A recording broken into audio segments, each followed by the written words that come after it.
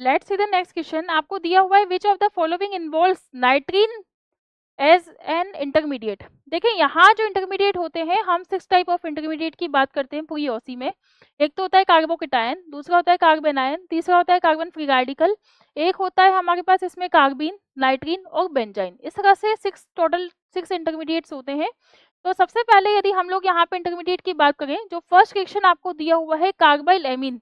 तो carbyl amine में जो रिएक्शन इंटरमीडिएट बनते हैं, देखिए नाइट्रीन का जो कंसेप्ट यूज होता है, नाइट्रीन का ये होता है RC डबल बॉन्ड 2 N3, ठीक है।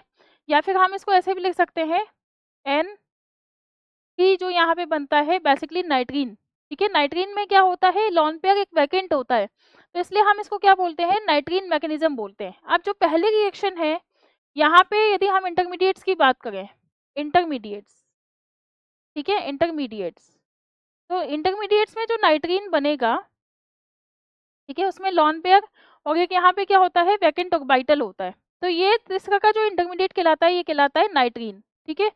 एक तो यहाँ पे हम लोग नाइट्रीन की बात करेंगे, और दूसरा हम लोग यहाँ पे बात करते हैं किसकी, कार्बीन की। किसकी बात करते हैं, कार्बीन की, ठीक है। तो ही यहाँ पे मैकेनिज्म में क्या बन रहे हैं, कार्बीन बन रहा है एक तो, और एक बन रहा है नाइट्रीन, ठीक है। और एक होता है carb anion, carb anion, carb anion, clear है। तो यहाँ पे जो कार्बाइल एमीन रिएक्शन में इंटरमीडिएट होता है वो होता है CCl2। क्या होता है, CCl2। हॉफमैन ब्रोमाइड रिएक्शन में जो इंटरमीडिएट होता है that will be the RCON3, ठीक है, ये होता है यहाँ पे। दूसरा इंपॉर्टेंट बात ये क्या है, नाइट्रीन, ठीक है, इसमें ये क्या है, डाइक्लोरोकार्बीन, डाइक्लोरोकार्बीन, डाइक्लोरोकार्बीन, ठीक है। यहाँ पे जो राइमर टीमान है उसमें भी यही बनता है CCl2, डाइक्लोरोकार्बीन ही इसमें भी बनेगा। फिडल-क्राफ्ट रिएक्शंस में जो कार्बेनाइन बनता है that is the carb anion, ठीक है। इलेक्ट्रोफाइल का टेक होता है और इसमें जो इंटरमीडिएट बनता है that will be the carb anion, मतलब C पे नेगेटिव चार्ज, ये इसमें बनता है।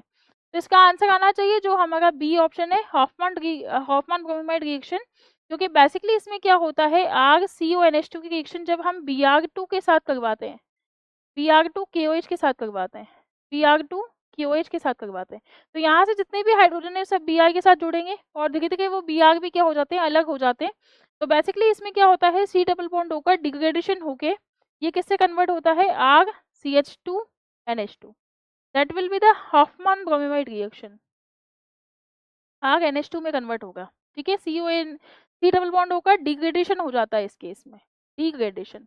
और इस रिएक्शन के बीच में जो मैकेनिज्म होता है, जो इंटरमीडिएट बनता है that will be the नाइट्रीन mechanism.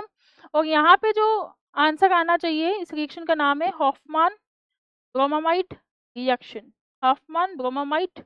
कई जगह आपको डिग्रेडेशन भी दे सकते हैं, कई जगह आपको रिएक्शन भी दे सकते हैं। तो आंसर कौन सा करेक्ट है हमारा, option B is the correct answer.